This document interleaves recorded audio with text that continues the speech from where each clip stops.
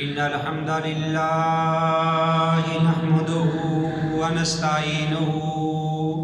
ونستغفره ونعوذ بالله من شرور أنفسنا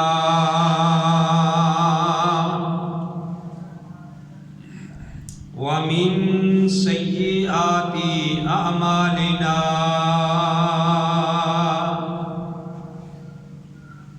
من يهده الله فلا مضل له ومن يضلل فلا هادي له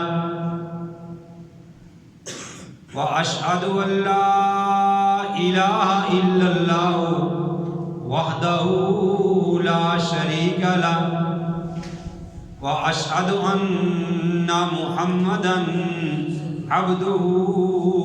ورسوله يا أيها الذين آمنوا اتقوا الله حق تقاته ولا تموتن إلا وأنتم مسلمون يا أيها الناس اتقوا ربكم الذي خلقكم من نفس واحدة وخلق منها زوجها وبث منهما رجالا كثيرا ونساء واتقوا الله الذي تساءلون به والأرحام يا أيها الذين آمنوا اتقوا الله وقولوا قولا سديدا يصلح لكم أعمالكم ويغفر لكم ذنوبكم ومن يطع الله ورسوله فقد فاز فوزا عظيما أما بعد فإن خير الحديث كتاب الله وخير الهدي هدي محمد صلى الله عليه وآله وسلم وشر الأمور محدثاتها وكل محدثة بدعة وكل بدعة ضلالة وكل ضلالة في النار. أعوذ بالله السميع العليم من الشيطان الرجيم. بسم الله الرحمن الرحيم. قال الله تبارك وتعالى في القرآن المجيد والفرقان الحميد وإن كنتم في ريب مما نزلنا على عبدنا وإن كنتم فی ریب، اگر تم شک میں ہو مما نزلنا علی عبدنا، اس چیز کے بارے میں جو اللہ نے نازل کیا اپنے بندے پر، فَأْتُوا بِسُورَةٍ مِّن مِّثْلِهِ، بس لے آؤ تم ایک ہی صورت اس جیسی، وَادْعُوا شُهَدَاءَكُمْ، اور بلاؤ تم اپنے حمایتیوں کو، بلاؤ تم اپنے ساتھیوں کو، اپنے حمایتیوں کو، من دون اللہ، اللہ کے علاوہ، ان کنتم صادقین، اگر ہو تم اپنے دعوے میں سچے، فَإِن لَّمْ تَفْعَلُوا، پس اگر تم ایسا نہ کر سکو، وَلَن تَفْعَلُوا، اور ہرگز نہیں کر سکو گے، فَاتَّقُوا النَّارَ الَّتِي وَقُودُهَا النَّاسُ وَالْحِجَارَةُ، تو پھر ڈر جاؤ، بچ جاؤ اس آگ سے جس کا ایندھن لوگ اور پتھر ہیں، وہ عدت للکافرین، اور وہ تیار کی گئی ہے کافروں کے لیے۔ محمد کی جس دل میں الفت نہ ہوگی، سمجھ لو کہ قسمت میں جنت نہ ہوگی۔ بھٹکتا رہا ہے، بھٹکتا رہے گا، محمد سے جس کو عقیدت نہ ہوگی۔ حضرات،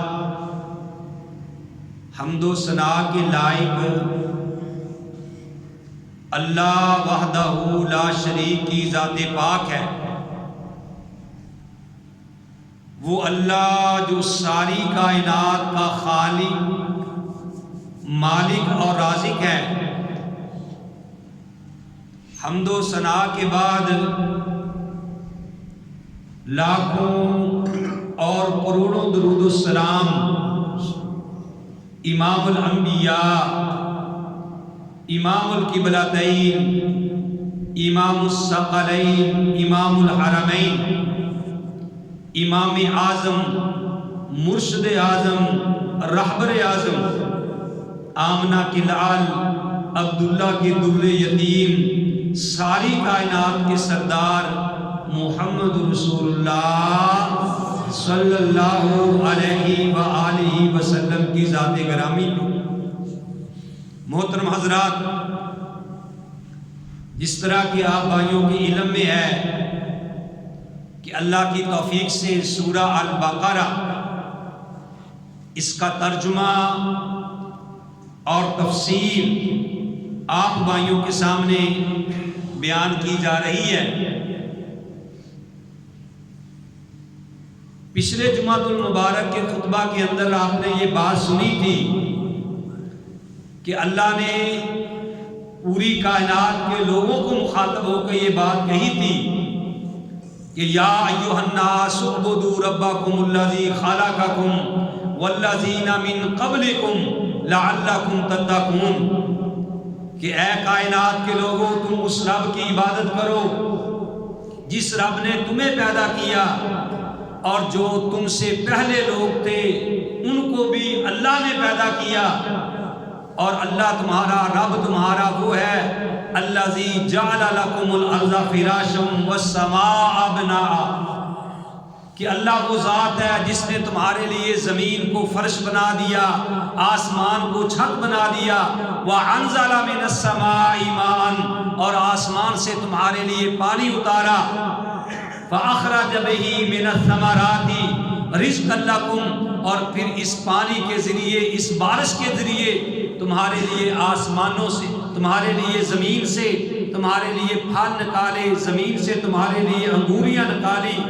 زمین سے تمہارے لیے تمہارا رزق نکالا۔ فَلَا تَجْعَلُوا لِلَّهِ أَنْدَادًا وَأَنْتُمْ تَعْلَمُونَ، تمہیں پتہ بھی ہے کہ یہ سارا کچھ اللہ نے کیا ہے، تو پھر اللہ کے ساتھ کسی کو شریک نہ ٹھہراؤ۔ یہ جو آج آیات کریمہ تلاوت کی ہیں، اس میں اللہ احکم الحاکمین نے ایک چیلنج کیا ہے۔ اس سے یہ مخاطب کون لوگ ہیں؟ یہ مکہ کے کفار لوگ ہیں، مشرکین لوگ ہیں، جنہوں نے یہ بات کہی تھی کہ یہ محمد صلی اللہ علیہ وسلم قرآن اپنی طرف سے اس نے بنا لیا ہے، منسوب اللہ کی طرف کر دیا ہے، یہ اللہ کی طرف سے نہیں آیا بلکہ محمد صلی اللہ علیہ وسلم نے خود اس کو بنا لیا ہے، گڑھ لیا ہے۔ تو اللہ احکم الحاکمین نے یہاں چیلنج کیا، اور یہ چیلنج اللہ احکم الحاکمین نے 4 مقامات پہ مشرکین مکہ کو، کافروں کو یہ کیا ہے۔ سورہ یونس کے اندر بھی، اللہ احکم الحاکمین نے یہ چیلنج کیا ہے، آیت نمبر 14 ہے، سورہ ہود کی آیت نمبر 13 ہے، اسی طرح بنی اسرائیل کی آیت نمبر 88 ہے، اور اسی طرح سورہ ہود طور جو ہے اس کی آیت نمبر 34 ہے۔ اللہ نے ان آیات پہ یہ مکے کے مشرکوں کو چیلنج کیا ہے، اور جو آج آیات کریمہ میں نے تلاوت کی ہے اس میں اللہ احکم الحاکمین نے ان کو یہ چیلنج کیا جو کہتے تھے کہ محمد صلی اللہ علیہ وسلم نے قرآن خود بنایا ہے۔ اللہ کہتے ہیں وَإِن كُنتُمْ فِي رَيْبٍ مِّمَّا نَزَّلْنَا عَلَىٰ عَبْدِنَا، اگر تمہیں اس بات میں شک ہے کہ یہ جو ہم نے قرآن اپنے بندے پہ نازل کیا ہے اس نے اپنی طرف سے اس کو بنا لیا ہے، تو اللہ کہتے ہیں فَأْتُوا بِسُورَةٍ مِّن مِّثْلِهِ، وہ تو پورا قرآن بنا لایا ہے، 30 پارے اس نے اپنی طرف سے بنا لیے ہیں، چلو تم ایک ہی صورت بنا کے دکھلا دو، مِّن مِّثْلِهِ، اس جیسی۔ اگر تم خود نہیں بنا سکتے تو تمہارے بڑے بڑے شعراء ہیں، تمہارے بڑے بڑے ادیب ہیں، تم ان کو بھی بلا لو، اپنے ساتھیوں کو بھی بلا لو، من دون اللہ، اللہ کے علاوہ، ان کنتم صادقین، اگر تم سچے ہو بلاؤ پھر تم بھی اپنے ساتھیوں کو اور ایسا قرآن بنا کے دکھلا دو۔ تو اللہ احکم الحاکمین نے جب بھی اپنے انبیاء کو مبعوث کیا ہے تو جو ان کے دور میں کام زیادہ تھا اللہ احکم الحاکمین نے اس نبی اس رسول کے ہاتھوں وہ معجزہ کر کے دکھلایا، کیونکہ یہ دیکھیے کہ اللہ کا یہ دستور ہے کہ انبیاء کو ایسی چیز بطور معجزہ اللہ احکم الحاکمین عطا کرتے ہیں کہ جو اس زمانے میں جو عام ہوتی ہے۔ اب دیکھو موسیٰ علیہ السلام کا معجزہ تھا، موسیٰ علیہ السلام کے زمانے میں جادوگری بہت تھی، بڑے ساحر تھے، بڑے جادوگر تھے، فرعون کے جادوگر تھے، تو اللہ احکم الحاکمین نے موسیٰ علیہ السلام کے ہاتھوں معجزہ نازل کیا کہ موسیٰ علیہ السلام کی جو لاٹھی تھی وہ سانپ بن گئی، اور جو فرعون کے جتنے بھی جادوگر اپنے وہ کرتب لائے تھے وہ موسیٰ علیہ السلام کی لاٹھی سانپ بن کے ان سب کو نگل گئی۔ اور اسی طرح میرے بھائیوں اللہ احکم الحاکمین نے یعنی جو باقی تھے داؤد علیہ السلام کے زمانے میں اور اسی طرح عیسیٰ علیہ السلام کے زمانے میں، اس وقت بڑے بڑے حکیم تھے، اس وقت طب کا بڑا دور تھا،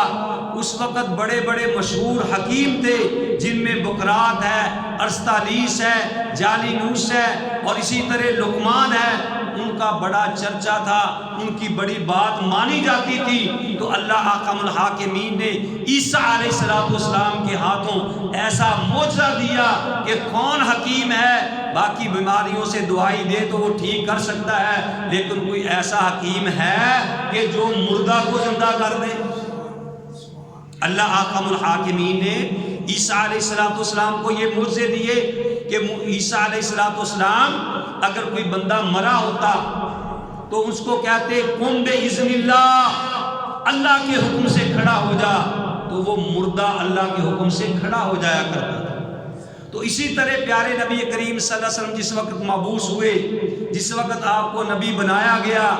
کیونکہ جو عرب دان تھے ان کی زبان بڑی وسیع تھی، بڑے یہ فصیح و بلاغت کے مالک تھے، اور اپنے مقابلے میں دوسرے لوگوں کو عجمی سمجھتے تھے، گنگا سمجھتے تھے کہ ہم جیسا کوئی ہے ہی نہیں ہے۔ تو اللہ احکم الحاکمین نے پھر ان کے دور میں اس قرآن کو نازل کر کے ان کو چیلنج کیا، اور وہ بڑے بڑے یعنی ادیب تھے اور بڑے بڑے جناب شاعر تھے، اتنے بڑے شاعر تھے وہ، یعنی عربی کے اتنے ماہر تھے، اتنے شاعر تھے کہ ان کے آپس میں مقابلے ہوتے تھے، اور جو مقابلے میں فرسٹ آتا تھا، جو ان کے شعر ہوتے تھے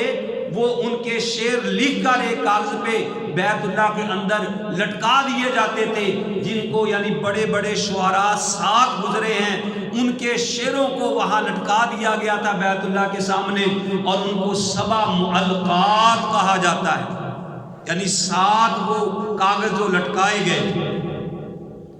تو نبی کریم صلی اللہ علیہ وآلہ وسلم کے بارے میں اللہ نے یہ پھر بات کہی، ان کو چیلنج کیا کہ جو کہتے تھے محمد اپنی طرف سے قرآن بنا کے لایا ہے. اللہ نے کہا ان کنتم،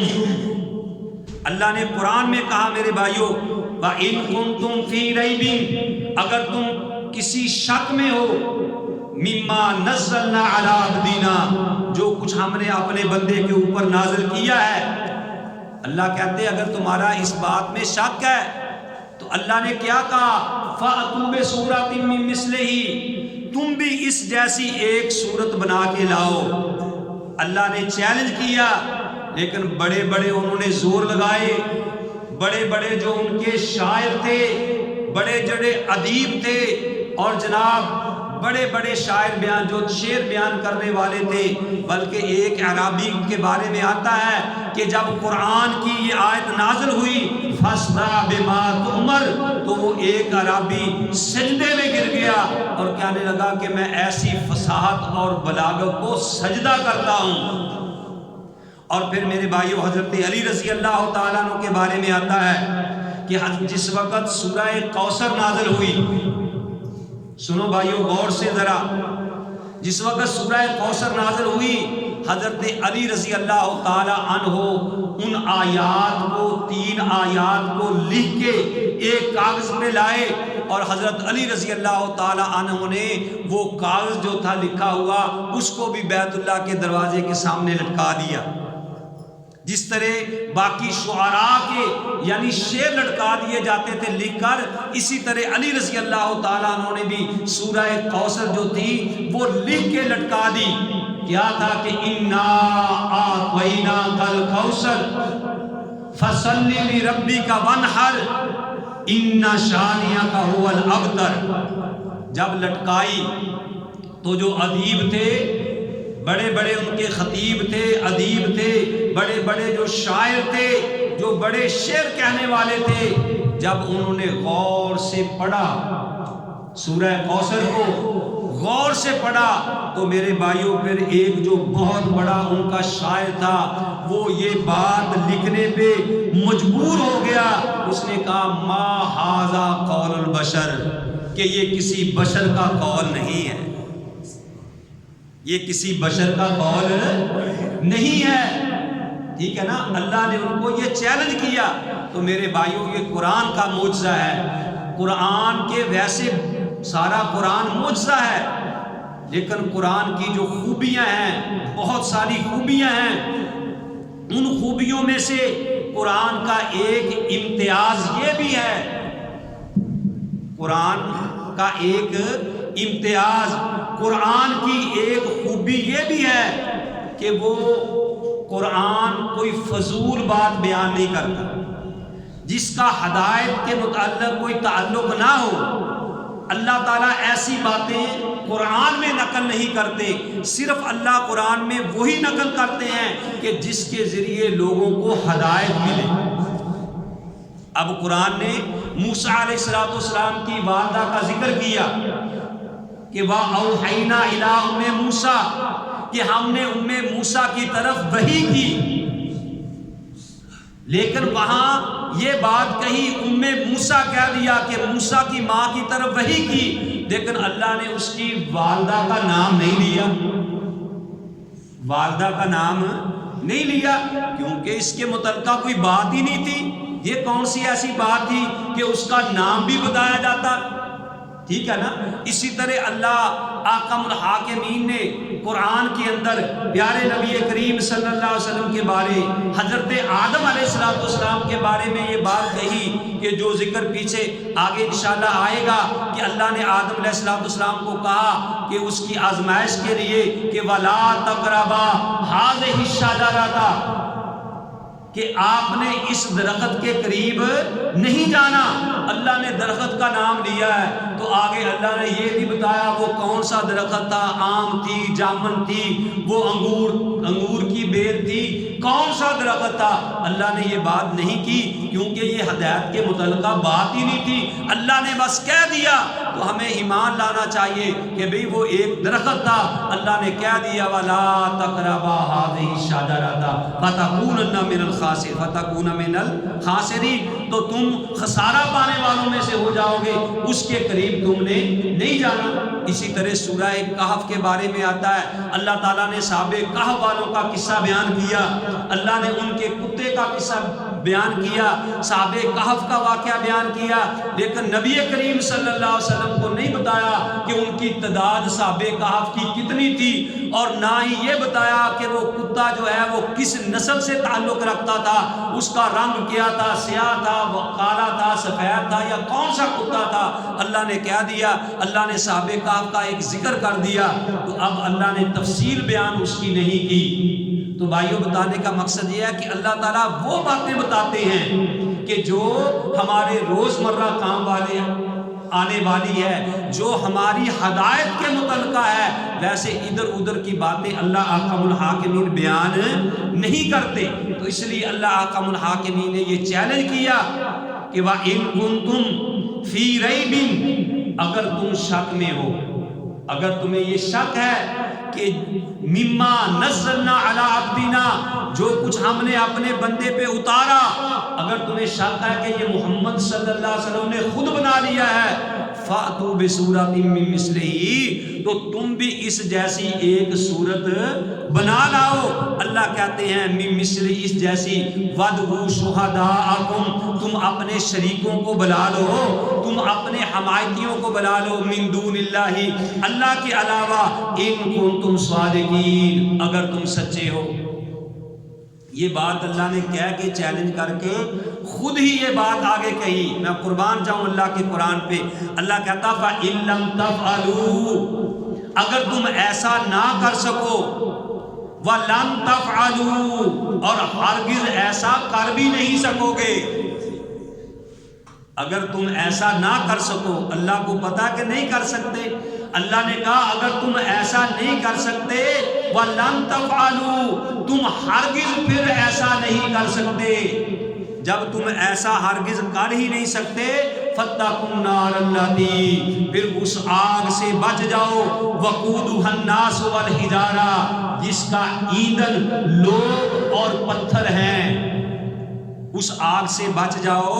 جس کا ایندھن لوگ اور پتھر ہیں، اُعِدَّتْ لِلْكَافِرِينَ، جو کافروں کے لیے تیار کی گئی ہے۔ پھر اللہ نے یہ بات ساتھ کہہ دیا، پہلے کافروں کا تذکرہ کیا، پھر فرمایا فَبَشِّرِ الَّذِينَ آمَنُوا، آپ خوشخبری دے دیجئے ان لوگوں کو، آمنوا جو ایمان لائے، وَعَامِلُوا الصَّالِحَاتِ، اور انہوں نے اچھے عمل کیے، أَنَّ لَهُمْ جَنَّاتٍ، کہ تمہارے لیے، أَنَّ لَهُمْ جَنَّاتٍ،